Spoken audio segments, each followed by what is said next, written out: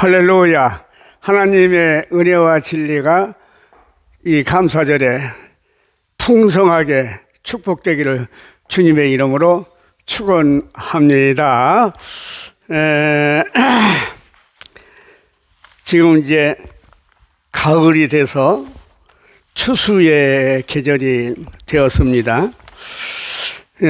하나님께서 주신 결실이 풍성하고 무르익은 알곡으로 기쁨을 얻는 은총의 시간이라고 말할 수가 있겠습니다. 그러나 오랫동안 우리 인간의 사고를 지배해온 역사가는 순환론적인 사관이라고 말을 합니다. 이렇게 가을이 오면 겨울이 오고 다시 봄이 오듯이 말입니다. 마치 수레바퀴가 돌고 도는 것과 같이 역사도 그렇게 돌아간다는 것이죠. 그래서 역사의 수레바퀴라고 하는 간용어가 생긴 것 아니겠습니까? 탄생하면 성장하고 쇠퇴하고 소멸된다. 이게 한마디로 순환론적인 역사관이죠. 카르타고와 예루살렘 도시가 무너질 때에 그 도시를 정복했던 장군들의 얼굴은 하나같이 침울했다고 합니다. 이해가 안 되죠? 그 도시를 정복했으니 승리감이 도취하고 예? 우리가 뭐 영화 같은 데 보면 막 예? 이겼다고 말이죠. 뭐 굉장하지 않습니까? 그런데 왜 그 장군들의 얼굴은 하나같이 침울했을까요? 그것은 바로 머지않아 이 로마도 이와 같이 비참하게 파멸될 것이라고 하는 피할 수 없는 그 역사의 순환을 의식했기 때문이라는 것이죠. 한마디로 이야기하면은 순환론적인 역사가는 이렇게 비관적이라고 볼 수가 있겠습니다. 그러나 우리 기독교의 역사가는 직선론적인 역사관인 것입니다. 곧 우리 하나님은 알파와 오메가의 하나님. 성경도 창세기부터 시작해서 요한계시록에서 완성을 하지 않습니까? 그런데 그 알파와 오메가이신 하나님 또는 창세기부터 계시록까지의 내용은 한마디로 하나님 나라를 향하여서 나아가는 희망의 신학이라 그렇게 볼 수가 있겠습니다. 그러므로 우리 기독교의 역사관은 희망의 역사관이다 이야기를 할 수가 있겠습니다. 자, 이 오늘 성경 말씀은 무화과나무의 비유에 대한 이야기인데 성경에 무화과나무가 무성하고 열매를 많이 맺을 때는 하나님의 풍성한 은혜를 상징하는 그러한 그 내용입니다만 반대로 빈곤 상황을 표현할 때는 학개서 3장 17장에도 나와 있습니다만 무화과나무가 무성하지 못하며 포도나무에 열매가 없다 그렇게 이야기를 하고 있습니다. 오늘 본문 말씀은 이 무화과나무의 결실을 통해서 하나님 나라가 가까이 온 것을 깨달아라 그 이야기를 한 겁니다.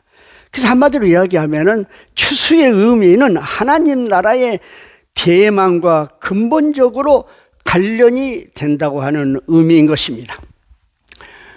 무화과나무에 이어서 또 주시는 오늘 성경 말씀은 예수님께서 예루살렘의 화려한 성전을 앞두고 하신 예언의 마지막 부분인 것입니다.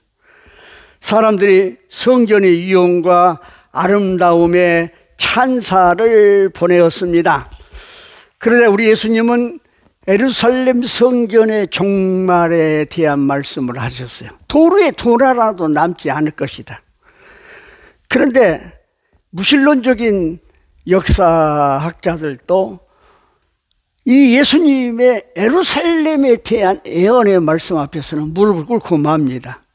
주 70년경에 로마의 티투스 장군에 의해서 예루살렘이 도로의 조난을 남지 않고 그 이스라엘 백성들은 그때 다 세계 각국으로 흩어진 백성이 되어서 2000년 동안 유랑하면서 살았지 않습니까? 예?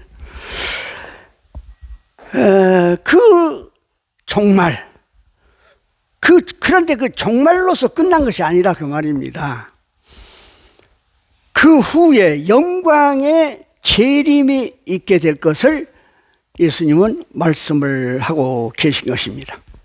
그러므로 그 말이에요. 우리가 이 종말을 통하여서 영광의 재림의 단계에 올라가기 위해서 어떻게 해야 되냐? 34절에 스스로 조심하라. 36절에 깨어 있으라. 이렇게 말씀을 하고 계신 것이죠. 그렇습니다. 우리가 위기를 당할 때일수록 조심하고 깨어 있어 성화된 삶을 살아야 한다고 하는 말씀이 되겠습니다. 자, 그렇다고 하면 예수님께서 이 추수 종말 때에 첫 번째로 스스로 조심하라.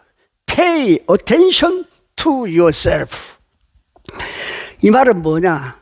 세상 따라 가지 말고 내 자신을 지켜라 하는 그 말씀인 것입니다. 곧 세월 속에 젖어 살지 말라고 하는 이야기예요. 34절에 뭐라 하겠습니까? 그러므로 방탕하고 술 취하지 말고 생활에 염려를 하지 말라 이야기합니다. 방탕하고 술 취한다는 것은 적극적인 악을 말한 것이고 생활의 염려는 소극적인 시험을 말합니다. 이런 것들로 말미암아 믿음을 둔하게 하고 영혼을 잠들게 하여 주의 재림을 못맞이해서는 안 된다고 하는 이야기입니다. 주님의 날은 덕과 같고 갑자기 마태복음에는 도둑으로 비유하고 있습니다. 또 오늘 그 주님의 날은 애가 없다고 했어요. 35절에 온 지구상의 사람들에게 마치 노아 때에 같이 말입니다. 온 지구상의 사람들에게 임한다 말씀하고 계십니다. 그러므로 두 번째로 뭐예요? 깨어 있으라 이야기하신. 깨어 있는다는 것은 뭡니까? 자지 않는다는 것을 의미하는 것이죠. 깨어 있는 방법은 뭡니까? 우리 그리스도인에게 말입니다. 그것은 기도하는 것입니다. 우리는 기도할수록 하나님을 분명히 알 수 있는 것이고 동시에 내가 누구인지를 깨닫게 됩니다. 그래서 회개의 문이 열린 것이죠. 또 기도하면 할수록 내가 얼마나 무능한 존재인가를 깨닫게 되고 하나님은 얼마나 강한가를 알게 되는 것입니다. 아울러서 기도하면 할수록 하나님은 점점 커지고 나는 점점 작아지는 것입니다. 예, 우리가 신앙의 4대 지주 가운데 하나가 뭐냐면 기도는 반드시 응답된다는 거 아니겠습니까? 예, 그 확신을 가져야 됩니다. 목마른 도시에 재미있는 이야기가 있습니다. 선술집이 있었는데 어느 날 벼락이 떨어져가지고 그 선술집이 파괴돼 버렸어요. 그 선술집 주인이 그 교회 옆에 교회가 있었는데 이 교회를 걸어서 고소를 한 거예요. 왜냐? 교회에서 말이죠. 예? 이 선술집이 없어지라고 기도했기 때문에 벼락을 맞았다는 거예요. 그런데 그 말이나 됩니까? 그래서 이웃 사랑을 강조하는 교회에서 어떻게 우리는 그렇게 기도하지 않았다. 그렇게 이제, 반론을 폈죠. 그런데 재미있는 것은 재판장의 재판이 어떻게 나왔냐, 판결이 어떻게 나왔냐. 선술집 주인은 기도의 능력을 인정했고 교회 성도는 인정하지 않았습니다. 아주 재미있는 그런 이 판결이 나온 것입니다. 그렇습니다. 우리가 이 추수 때가 되니까 얼마 전에 제가 내장산 가봤습니다만 그 곱던 단풍이 또 다 떨어져서 땅에 수북이 쌓이고 발로 밟히고 이리저리 뒹굴어서 흩어진 모습을 봤습니다. 참 쓸쓸하고 애로움을 느낄 수 있었고 인생의 무상함을 자연을 교훈을 통해서 또 느낄 수가 있었습니다. 그렇습니다. 이 종말은 에스카톤 종말은 세계적이든 나라적이든 개인적이든 항상 문 앞에 와 있는 현실인 것입니다. 그러므로 독일 베네딕트 수도원의 영성가인 안세림 그린이라고 하는 사람은 항온의 미학이라고 하는 책에서 이런 이야기를 했어요. 자신의 한계를 받아들이고 재산이나 권력 그리고 건강에 느긋해지고 자유로워져야 한다. 특히 건강에 지나치게 신경을 쓰는 항온의 사람들은 좀 느긋해져야 할 필요가 있다고 말을 했습니다. 아울러서 또 고독을 다루는 법을 익혀야 자신을 넘어설 수 있다고 이야기를 했습니다. 그래요. 신앙인은 고독할 수밖에 없는 기질을 타고났습니다. 왜냐? 그리스도인은 권력과 재물이 곁에 있다고 할지라도 그것을 누리거나 그것들과 함께 기뻐할 수 없으므로 평생 애로워할 수밖에 없다고 하는 말인 것입니다. 그런데 이와 같이 고독을 다루고 자신을 넘을 수 있는 방법이 뭐냐? 그것은 침묵이라고 말을 하고 있습니다. 많은 말을 하고 나면 그 말들이 무가치하면서 회복하기 위해서 며칠 동안 침묵해야 할 때가 있지 않습니까? 정말 공감입니다. 저도 신학교 다닐 때 목요일 하루는 듣기만 하고 절대나 말을 하지 않겠다.